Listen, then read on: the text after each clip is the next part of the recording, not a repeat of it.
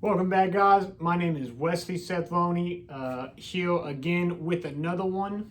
And what we are going to be tasting today is Zuccardi Q Malbec. So, if you guys are not familiar with this producer, they are from South America, Argentina, in the Ugo Valley. This is the 2018. So, if you want to taste along with me, go get a bottle right now, if you can find it. Price range on this is going to be anywhere from about 20 to 25 bucks. And, you know, here, South America, we have some of the highest elevated vineyard and wine producing regions in the world. So we're going to get most likely a herbaceousness with some pretty bold characters as well, just due to the terroir of the area. Argentina is almost like a desert. Never been there myself, don't quote me, but from what I hear, it's one of those places which are a little drier and much more like an arid environment. So, being high in elevation, the characters you'll see is much like that herbaceousness and boldness, and we will see if that is true today.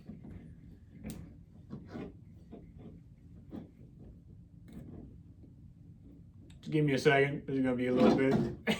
Well, I mean, all right. So, let me show you this thing, if you guys aren't familiar. So, if you got your wine tool, you know, it opens up, it got the cork stuff, whatever. We're not going to crack open this bottle completely today. We're actually going to use the wine thief. But, here, you get your knife out, you find the underlip, right there, and you go around the underlip until it finally breaks free. And you want to go for the underlip on the wine bottle, just so no wine hits the closure, because that can sometimes lead to tiny shedding of, you know, aluminum, whatever the crap it is. It could be plastic. Tiny shavings can go off, get into the wine, and you do not want to serve anyone that type of glass. So go ahead, just go around the bottom lip. I'll show you guys a close-up here in a second. So if you see that, we got a lower line right there that we followed through with the knife. And then we're just going to peel off right there. And should come off. This one's a stubborn one. Usually a lot of them come off easy. This one is not doing it. Here we go. So, that is how you open a wine bottle properly. Under the lower line, this is going to be, the top line is actually for drips. Usually keeps them from running down the bottle. Usually doesn't work. Maybe that's not even what it's meant for, but who knows. But go under the line. You don't want to serve anyone those sheddings. And if you have one of these at home, highly recommend. Pretty much turns your everyday wine into a box wine. So go out and get it. It's a Coven, not sponsored. But yeah. So let's get into it. If you guys want to know how to use this, I do have a video, so just go check it out. All right.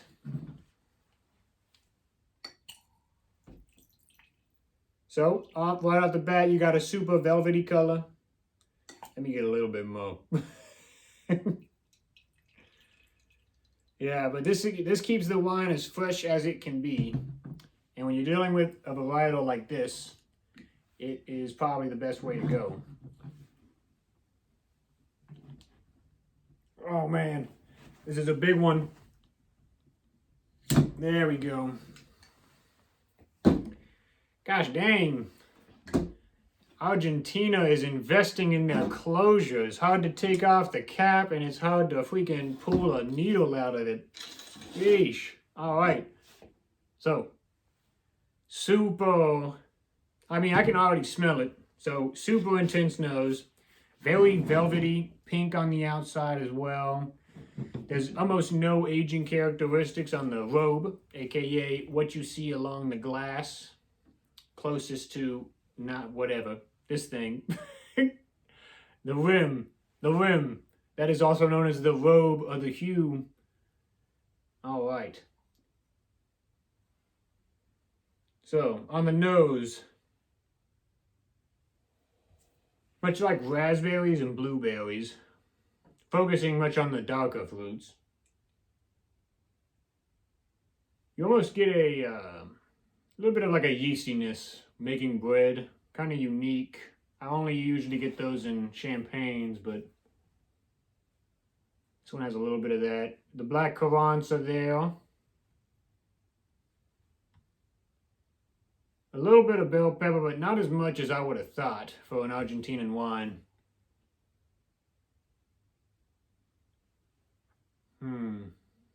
Almost like velvety on the smell. Needs to open up a little bit more, I think.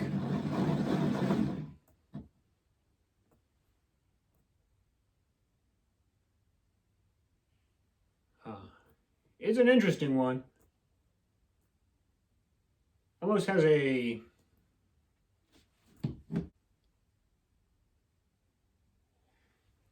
hard to put the name on it. A licorice, and a little bit of an old world style of making. I almost get a little bit of the like the barnyard, which is also related to Brettanomyces for any of you geeks out there like me.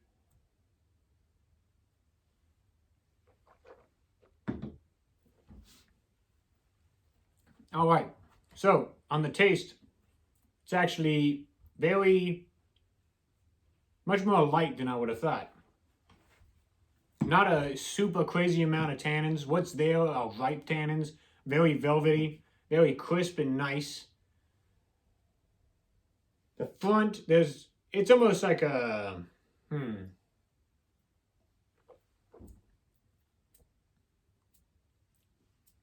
has about a medium acidity.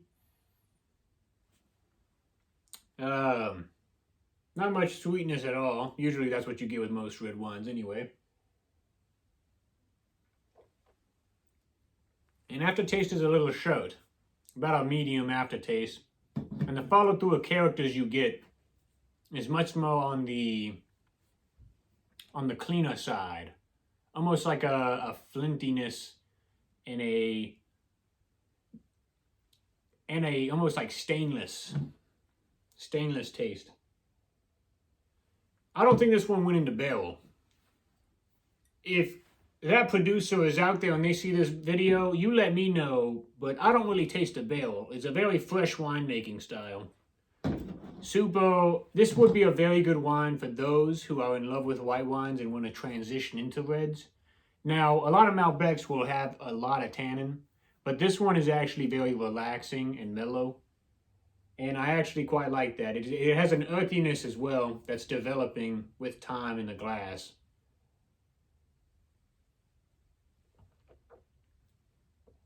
I mean, good job to this producer.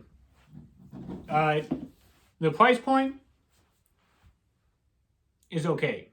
It's okay. I mean, I'd probably get this wine again. It's kind of like a crowd pleaser if you don't know what people like, if they want white or red, or if they want bold or light. It's kind of one of those in-between mediums, which are pretty balanced, just in the middle. Because that's what this is. The body, medium.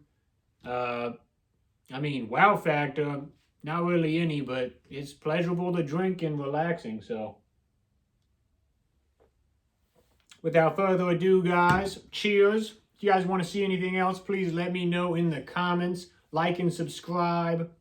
Get me YouTube famous, and let's see what happens. Maybe I can crack open some Opus 1s on here. So, till next time, I'll see you.